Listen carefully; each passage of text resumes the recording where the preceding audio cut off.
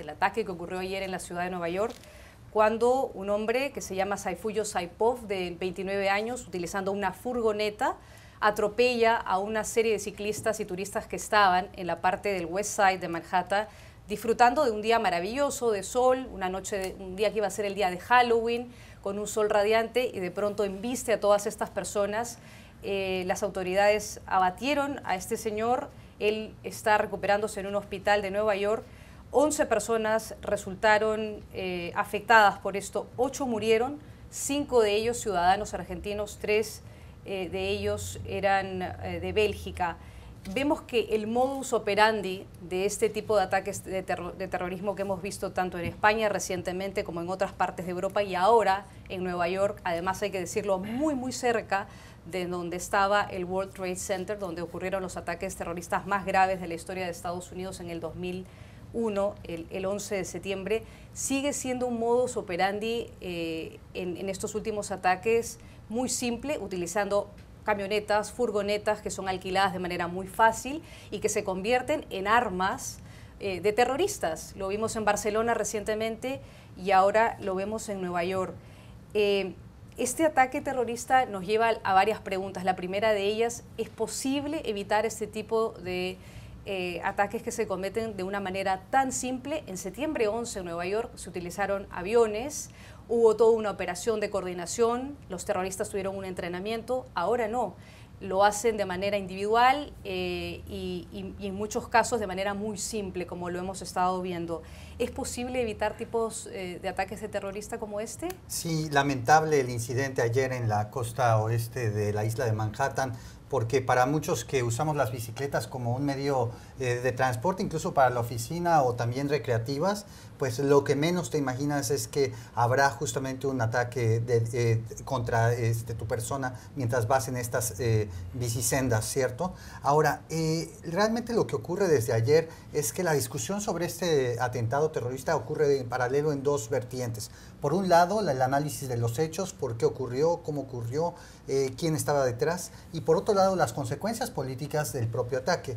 En el primer plano, que es sobre cómo pudo haber ocurrido esto, pues sí, como bien se decía previo, es el primero atropellamiento masivo que ocurre en Estados Unidos. Recordemos, hubo casos ya en julio de 2016 en Niza, en diciembre de 2016 también en Berlín, más recientemente en Barcelona, pero pues realmente aquí viene la pregunta de, ¿se puede evitar todos los riesgos en una sociedad que se dice libre? Sabemos que las autoridades de Nueva York estuvieron desde hace 2 años tratando de contactar a distintos negocios, incluyendo los de rentas de autos y rentas de camionetas, para que pudieran notificar de cualquier presencia extraña al momento de rentar un vehículo que se considera de destrucción, ¿cierto? Ahora, después de estos ataques. Ahora, ¿cómo puedes detectar que esta persona tenía una intención de matar a alguien y no buscaba simplemente mudarse de apartamento como muchos de nosotros hacemos aquí en este país? Pues realmente es extremadamente difícil. Ahora, lo que también es cierto es la rapidez con que reaccionó el cuerpo de policía en Nueva York fue realmente decisiva. Un policía que estaba muy cerca, después de recorrer este camión unas 14 cuadras, según tengo entendido, logró detenerlo después de que se estrellara con un autobús escolar. Y eso te habla de una policía quizá la más preparada para combatir un acto de estas características. Pudo haber sido mayor. Desgraciadamente las vidas se perdieron y eso es extremadamente lamentable, pero ahora la que viene es la segunda pregunta sobre las consecuencias políticas que podría tener este evento. Cristina, de las 8 víctimas que perecieron en este ataque terrorista, 5 eran argentinos que iban a celebrar unos 30 años, los 30 años de que habían salido de la escuela secundaria. Y perecieron en este ataque. El sexto de los argentinos está recuperándose en un hospital en Nueva York. ¿Cómo se entiende que este ataque terrorista se produzca tan cerca de donde los neoyorquinos fueron vulnerables al ataque tan terrible que fue septiembre 11? ¿Y qué consecuencias va a traer, como planteaba muy bien José Díaz Briceño, en el aspecto político de cómo luchar contra los terroristas en Estados Unidos. El presidente Trump, luego que se conoció la noticia del ataque terrorista en Nueva York del día de ayer, tuiteó y dijo que, claro, se trata de un ciudadano de Uzbekistán, que Uzbekistán no está en la lista de los países que han sido vetados por la decisión del presidente Trump, que además ha sido frenada por las Cortes recientemente en Estados Unidos. Esto plantea ahora otra vez el tema migratorio. ¿Hasta qué punto las autoridades de Estados Unidos tienen que hacer una fiscalización de los inmigrantes que llegan a Estados Unidos? Este señor Sayfullo Saipov de Uzbekistán vivía en Estados Unidos de manera legal, tenía una tarjeta verde, había vivido antes en Tampa, se había mudado luego a Ohio y recientemente estaba viviendo en Nueva York. Era un ciudadano legal, un inmigrante que portaba documentos para vivir en este país. ¿Cómo se plantea ahora el debate migratorio y las consecuencias que eso puede traer para las decisiones que las Cortes han tomado recientemente para frenar el veto migratorio del presidente Trump? Bueno, creo que todos esperábamos que si ocurría desgraciadamente un atentado de estas características, Donald Trump lo iba a usar para darse argumentos a uno que ha sido uno de sus mensajes clave, ¿no? El tema de la migración, pero yo creo que no debemos caer en esa trampa, porque este atentado que ha sido cometido simplemente, pues ya decimos, atropellando a gente, que es algo que podría ocurrir tantas veces todos los días en tantas ciudades, nos demuestra una vez más que el enfoque de la restricción migratoria o el enfoque de aumentar la seguridad, incluso con la presencia militar, por ejemplo, que ha habido en Francia y que ha tenido un efecto disuasorio, pero no ha evitado otros atentados terribles, por ejemplo, como el de Niza, que tiene características similares a este. Yo creo que este atentado nos vuelve a demostrar que estos enfoques de simplemente la seguridad o simplemente la restricción migratoria no son efectivos. Hay que hacer un enfoque de prevención en las comunidades y también para evitar la radicalización, pero también para trabajar con las familias, para hacer que esto se pueda avisar. Hay que recordar que enfocar esto porque son personas que han venido de fuera, esto es totalmente erróneo, porque en muchos de estos atentados son personas totalmente integradas, como eran, por ejemplo, los chicos que atentaron en las Ramblas de Barcelona. Hay que ver por qué llegan al extremo de querer hacer un atentado terrorista. Yo creo que en ese punto es en el único en el que se puede ganar esta partida a este tipo de terrorismo, pero también me gustaría decir que Donald Trump ha sido muy rápido en este caso, ¿no?, en decir es terrorismo, esto me da argumentos para su lucha, ¿no?, que tiene ese discurso antiinmigrante, y sin embargo quiero recordar que en Charlottesville, en verano, un chico con ideas simpatizantes con las ideas neonazis atropelló una manifestación pacífica de personas que iban contra el supremacismo blanco con un coche, mató a una joven que lo único que hizo esa mañana fue ir a protestar y sin embargo nunca se llamó terrorismo, no ocupó titulares, se decía esa joven que murió en la violencia de Charlottesville. No murió en la violencia de Charlottesville, pasó lo mismo, una persona por ideas políticas atropelló a otras personas inocentes y creo que también es el momento de abrir ese debate de a qué llamamos terrorismo y a qué no. ¿Se puede abrir ese debate, José? Se debe, porque lamentablemente, y coincido con Cristina, de inmediato este incidente se presta a una politización. La politización en el sentido más bajo del término. No abrir el debate, no solamente no abrir el debate sobre el tema de las armas, los controles migratorios, que probablemente no funcionan en todos los casos y por lo tanto no quiere decir que no los usemos, simplemente cuáles son los que sean efectivos.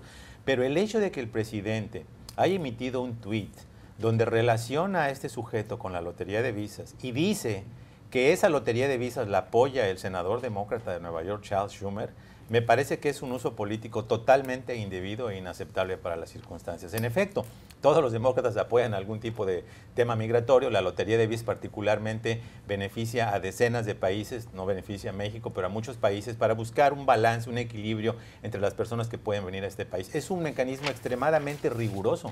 Muchas veces tienen que pasar 2 o 3 años una vez que el seleccionado puede entrar al país, hay una vigilancia de sus antecedentes criminales, etcétera, y eso es lógico. El presidente también dijo, inmediatamente después del incidente, que habría que reforzar el escrutinio riguroso, el escrutinio extremo que él le llama, ¿no?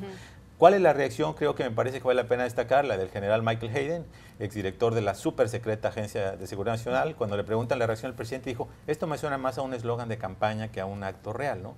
Creo que eso te pone mucho en la dimensión de las cosas, ¿no? De cómo este tipo de incidentes se pueden prestar a circunstancias en las cuales se le dé un uso político. Sabemos que desde el 18 de octubre Estados Unidos ha implementado nuevos procedimientos de escrutinio a ciudadanos de todo el mundo en este caso, que tienen que ver incluso con tu uso de las redes sociales, con tu uso de las plataformas mediáticas, no solamente para turistas o viajantes temporales, sino incluso para residentes permanentes y ciudadanos de los Estados Unidos, lo cual abre toda una caja de Pandora de cuestiones de privacidad y derechos constitucionales.